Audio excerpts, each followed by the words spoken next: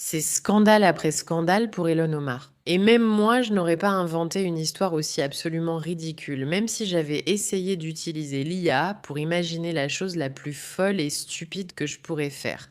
Mais comme nous le savons déjà, Elon Omar pense que nous sommes tous attardés. Vous vous souvenez comment tout le monde se demandait comment Elon Omar est-elle devenue si riche? Elle avait passé de quelques milliers de dollars à des millions et des millions. Et puis le scandale somalien a éclaté et nous avons tous réagi. Ah, ça explique tout.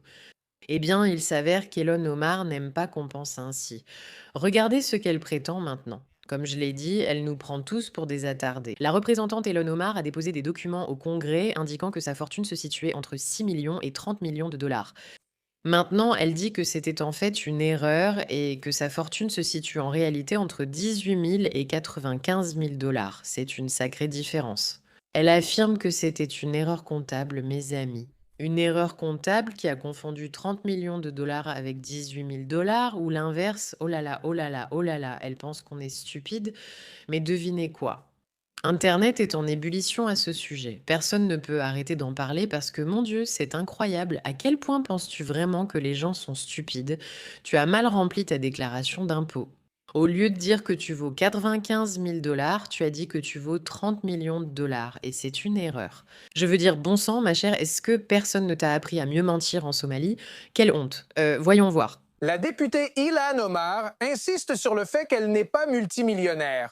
Et maintenant, elle propose une explication, entre guillemets, sur la raison pour laquelle ses déclarations financières indiquent qu'elle et son mari ont un patrimoine net de 30 millions de dollars. Chanley Painter est ici avec les détails. Salut, Chanley! Salut Charlie, écoute, la représentante du Minnesota.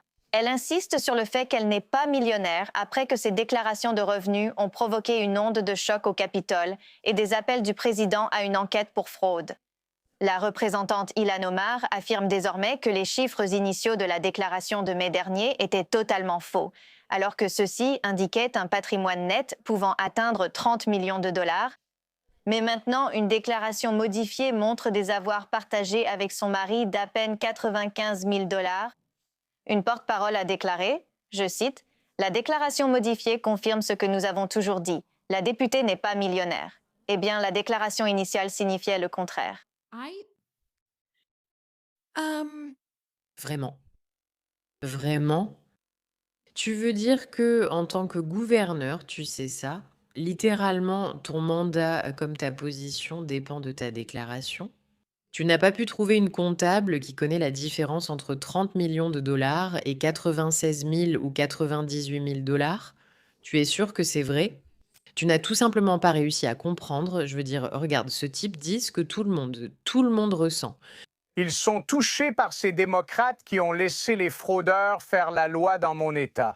Et d'ailleurs, quand on parle de mademoiselle Omar, je veux dire, elle est passée d'un patrimoine net de 65 000 qu'elle déclarait dans ses déclarations au Congrès à plus de 30 millions en valeur nette en seulement quelques années. Et devine quoi?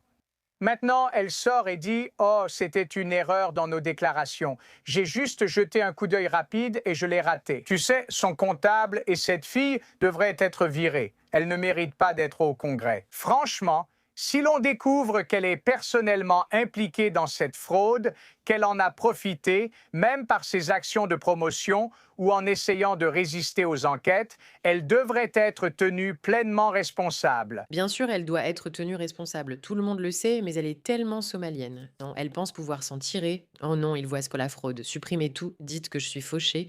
Ils ne sauront jamais. C'est stupide, tweet de Walter Cotton. Je l'avoue, j'ignore qui il est, mais je suis d'accord avec lui. Nick Shelley dénonce aussi cette histoire absurde. Trump aussi, bienvenue parmi ceux qui ripostent. Je suis Meraka, votre animatrice. N'oubliez pas d'appuyer sur le bouton d'abonnement si vous voulez que plus de gens s'opposent à la folie de ce que nous voyons. Si vous pensez que des personnes comme Elon Omar ne devraient pas s'en tirer en nous mentant, surtout en tant que représentante du gouvernement, Surtout lorsqu'elle dit quelque chose comme ça. C'est suspect de voir sa valeur nette augmenter de millions, puis récemment prétendre que c'est une erreur. Je veux dire, je ne crois pas avoir déjà ajouté 2 zéros en trop par erreur en remplissant un rapport. Donc Ilhan Omar, nous savons qui elle est. Nous savons qu'elle est comme la reine de la fraude, en fait. Et donc Ilhan Omar, aucun respect pour elle. Vraiment. non, il n'y a aucun respect pour elle. Nous savons que cette femme est une vraie fraudeuse. Regardez comment Ilhan Omar répond à tout cela, c'est assez hilarant. Et ils ont dit que vous avez déclaré une valeur nette entre 6 millions et 30 millions, et ils ont dit que votre déclaration de 2023 était d'environ 40 000, entre 40 000 et un quart de million. Oui, mais ce ne sont pas des valeurs nettes. Ce sont plutôt les trucs d'actifs des entreprises. Et Les trucs d'actifs des entreprises. Oui, c'est bien ça. C'est la dame très éloquente qui représente les gens au gouvernement, les trucs d'actifs pour les trucs d'actifs. Vous savez, ces trucs d'actifs. donc, je ne sais pas dans quelle proportion mon mari a réellement investi là-dedans. Ce n'est pas, vous voyez ce que je veux dire? Ce n'est pas une image complète des chiffres telle qu'elle est présentée dans le document. Parce que dans les documents, nous devons indiquer des fourchettes et nous devons déclarer d'une manière qui n'est pas détaillée. Ce n'est pas comme votre déclaration d'impôt. Contrairement à votre déclaration d'impôt, vous savez, vous, la plèbe, nous devons faire autrement. Les fourchettes. Nos fourchettes sont soudain passées de 60 000 dollars à 30 millions de dollars. Mais non, désolé, c'est une erreur.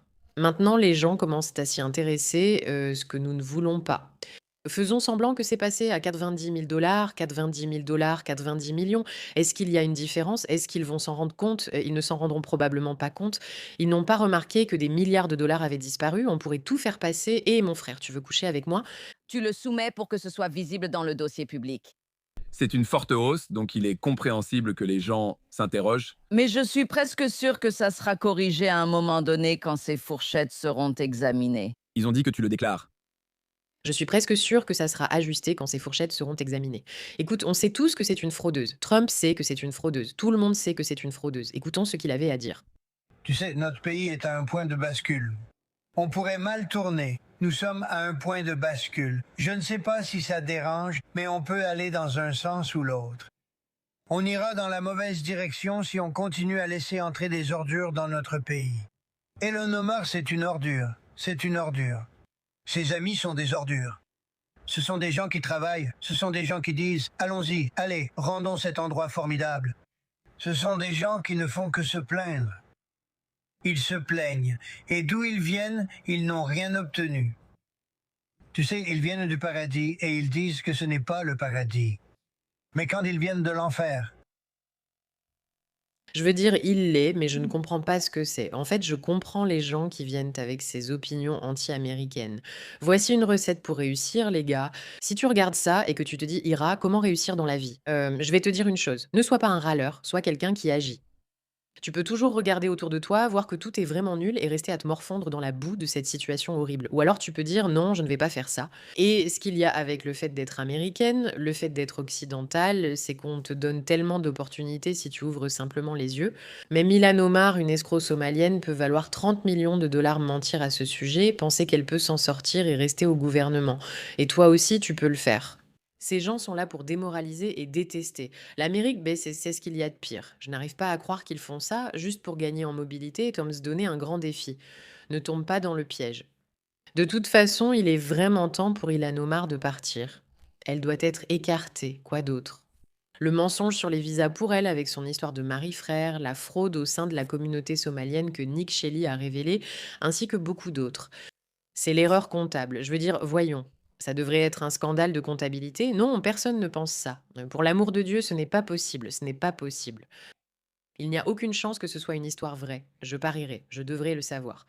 Oh, une seconde. Devrait-on regarder ce que les gens disent à ce sujet sur Kalshi? Donnez-moi une seconde. Regardons. Oh, D'accord, on le fera une autre fois. Merci pour votre attention à ce sujet. À bientôt.